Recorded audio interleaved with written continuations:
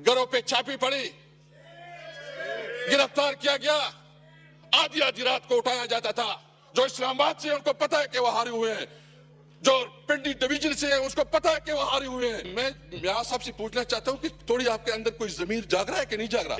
कोई शर्म, कोई चीज महसूस हो रही कि नहीं हो रही? बिस्मिल्लाहिर्रहमानिर्रहीम। शुक्रिया जनाब स्पीकर। सबसे पहले तो मैं बिलावल भुट्टो साहब ने जो साइबर की बात की है, मैं हमारी पार्टी का इसके ऊपर बिल्कुल क्लियर मौकिफ है कि उसके ऊपर जुडिशियल कमीशन बनाए, सुप्रीम कोर्ट जुडिशियल कमीशन बनाए। आए अगर आप तैयार हैं तो उसमें जुडिशियल कमीशन बनाए।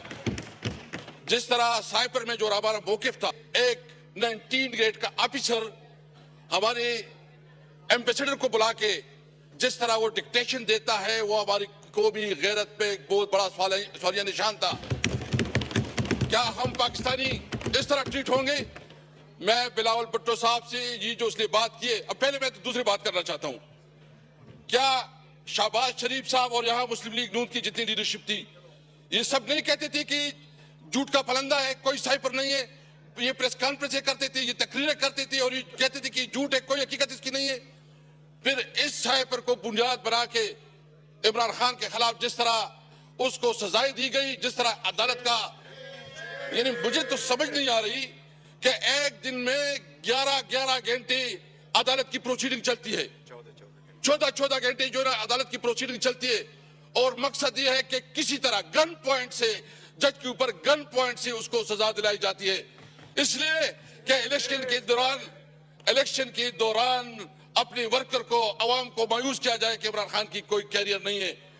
अवाम ने दिखा दिया। तो इसलिए सबसे पहले मैं हुकूमत से मुतालिबा करता हूं कि अगर इस पे वो हकीकत समझती है, सच्चाई समझती है, तो आए कि इसके ऊपर जुडिशियल कमीशन बनाए, जुडिशियल कमीशन बनाए और फिर हकीकत सामने आ जाएगा। सबसे पहले मैं मुजम्मत करता हूं जो हमारे प्रेसिडेंशियल कैंडिडेट महमूद जगदई की घर पे छापा पड़ा, जिस तरह ताकि कोई भी अपनी हक की बात ना कर सके। जिस तरह कल जो है ना एक मैसेज दिया गया, अगर असेंबली में कोई तकरीर करेगा तो उसका अंजाम ये होगा। मैं उन लोगों को ये बात वाज़ेह करना चाहता हूं, वो डर और खौफ का वक्त गुजर चुका है, हम तमाम हालात से निकल चुके हैं। हम ना देखें, हम कानून और आइन को, हमने सारी उम्र, मैंने इमरान खान के साथ 29 साल गुजारे। मैंने उस वक्त जब उसको ज्वाइन किया तो उस वक्त बुनियादी मकसद ये था कि पाकिस्तान में कानून की हुक्मरानी हो। मैंने जो उसके साथ ज्वाइन किया तो उस वक्त थी कि हमारी कॉन्स्टिट्यूशन सुप्रीम होगी, सुप्रीमेसी ऑफ कॉन्स्टिट्यूशन। जब हम उसने उस वक्त ज्वाइन किया तो इस वक्त मकसद ये था कि हम आवाम को इंसाफ दिलाएंगे, और इंसाफ के लिए हमारी जद्दोजहद थी। 29 साल इमरान खान के साथ गुजारे। इमरान खान ने कभी उसूलों पर सौदाबाजी नहीं की। उनके लिए आसान था कि वो भी एग्रीमेंट करता, मुल्क से बाहर चला जाता, लेकिन उसने न वो भागा है और उसने डट के मुकाबला किया। उसने तमाम ऑफर किए और उन्होंने फैसला किया है कि वो इस मुल्क में रह के हालात का मुकाबला करेंगे। मैं आपको कहता है कि इंशाअल्लाह ताला ना हमारा लीडर झुकेगा ना हम झुकेंगे इंशाअल्लाह ताला।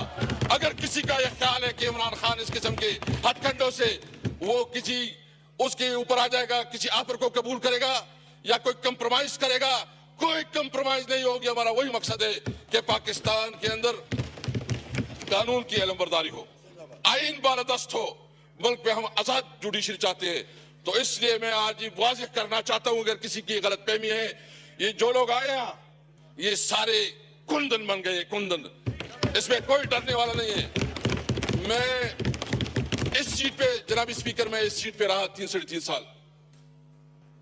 मेरे जिस तरह तौहीन और तज़हीक की गई, घरों पे छापी पड़ी, गिरफ्तार किया गया, आधी आधी रात को उठाया जाता था, दबाव में लाया जाता था कि अपनी पार्टी बनाओ, दबाव में लाया जाता था कि तहरीक इंसाफ छोड़ो, और दबाव में लाया जाता था कि परवेज खटक को शामिल करो। मैंने उस वक्त ये कहा था कि मैंने जिंदगी सबसे ज्यादा उम्र इमरान खान के साथ गुजारी है। मैं अपनी गैरत और अपने कमिटमेंट की बुनियाद पर मैंने कहा कि मैं मर जाऊंगा, इमरान खान को नहीं छोड़ूंगा। लेकिन मैं ये पूछना चाहता हूं कि अगर इस किस्म के ओहदों की भी तौहीन आज मेरे साथ, कल आपके साथ होगा, खुदा ना करे।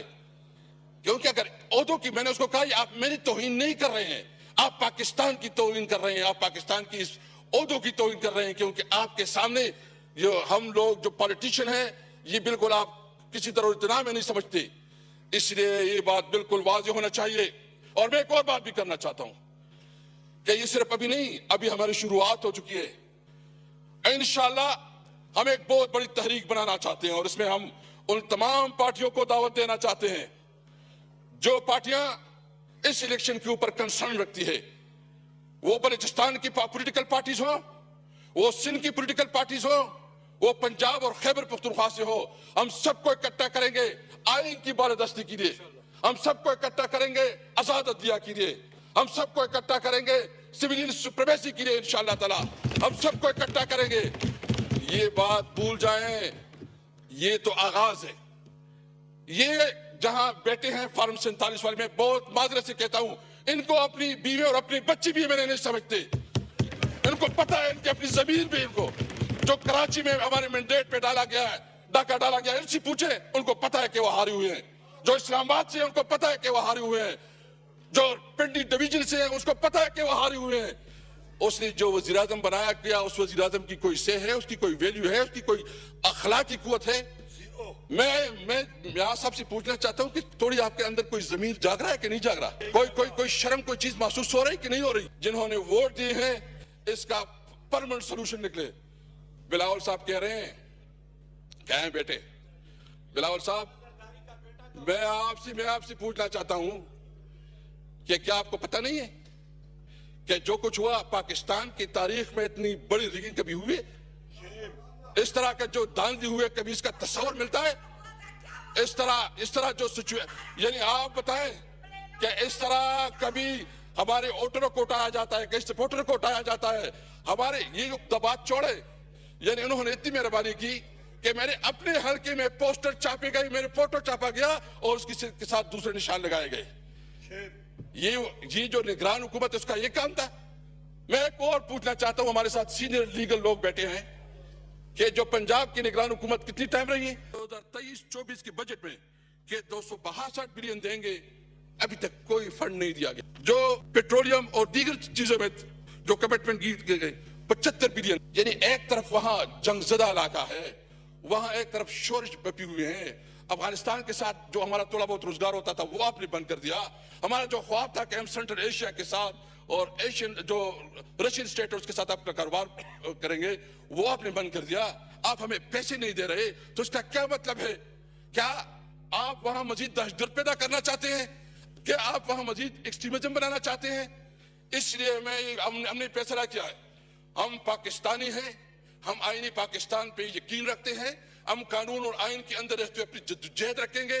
लेकिन ये बात याद रहे, हमने सबने फैसला किया है कि अगर हमारा हक नहीं मिलता तो कोई यहां हुकूमत नहीं करेगा इंशाअल्लाह ताला। हम ये भरपूर तरीके से अपनी आवाज उठाएंगे, ये हमारा हक है। मैं इसके अलावा दो और बातें करना चाहता हूं, और फिर जो है ना, ये जो इमरान खान के ऊपर मुख्तलिफ केसेस बनाए गए हैं जिसमें कोई हकीकत नहीं है, जो कि मनगढ़ंत है, जो बेबुनियाद है, जिस तरह उसके खिलाफ मीडिया कैंपेन चलाया गया, एक नैरेटिव बनाई गई, वो इमरान खान जिसने इस मुल्क को शौकत खानम अस्पताल दिया जो कैंसर की मरीजों के लिए मुफ्त इलाज, वो इमरान खान जिसने इस मुल्क के लिए वर्ल्ड कप जीता, वो इमरान खान जो ट्रेडमार्क है पूरी दुनिया में इमरान खान का नाम पहचाना जाता है, उसको दहशतगर्द डिक्लेयर किया। अगर इमरान खान दहशतगर्द है तो फिर कोई जो है ना, कोई हम सब पे सारे दहशतगर्द है। हम इसलिए अगर आप चाहते हैं बिलावल साहब ने जो बातें की है, सबसे पहले आपने इमरान खान के खिलाफ, आपने शाह महमूद कुरैशी के खिलाफ, आपने हमारे सदर साहब चौधरी परवेज इलाही साहब के खिलाफ, हमारी ख्वातीन के खिलाफ, बुशरा बीबी के खिलाफ जो केसेस आप लोगों ने बनाए हैं वो फौरन वापस ले। आप उन तमाम केसेस को इमरान खान को रिलीज करवाएं। और फिर जो एजेंडा है, हम बिल्कुल ये समझते हैं कि हम कॉन्स्टिट्यूशन की सुप्रीमेसी पे, हम आइन की बालादस्ती पे, हम आजाद जुडिशरी पे बिल्कुल हम ओपन है। सबसे पहले हमें हमारा हक दें, जो हमसे हमारा हक 47 के जरिए जो छीना गया है, हमें हमारे लीडरों को रिहा किया जाए। और जो पैमरा ने बैन लगाया इमरान खान की ऊपर ऊपर उसको दिखाया नहीं जा रहा है, वन साइडेड जो है ना सब कुछ चल रहे हैं, हम उसकी मजम्मत करते हैं और मुतालिबा करते हैं कि फिर हमारा जो है ये बैन उठाए इंशाअल्लाह ताला। मेरे स्पीकर साहब, आपको पता है हम जो सियासत की, मैं स्टूडेंट लाइफ से पॉलिटिक्स में रहा हूँ, हमारी जिंदगी का ये मकसद है। इमरान खान के साथ जब हम पहले 97 में इलेक्शन कंटेस्ट किया तो लोग हमें जो है ना हमारे साथ मजाक करते थे कि ये टांगा पार्टी है, हमने उसके साथ चलते रहे, जद्दोजहद की लंबा आस्था चले हैं। हम इस मुल्क में आइन और कानून के लिए इंशाल्लाह अपनी जद्दोजहद जारी रखेंगे। ये गलतफहमी दूर होनी चाहिए कि हम किसी दबाव और किसी के प्रेशर की वजह से अपने मौके से पीछे हटेंगे। अस्सलाम वालेकुम।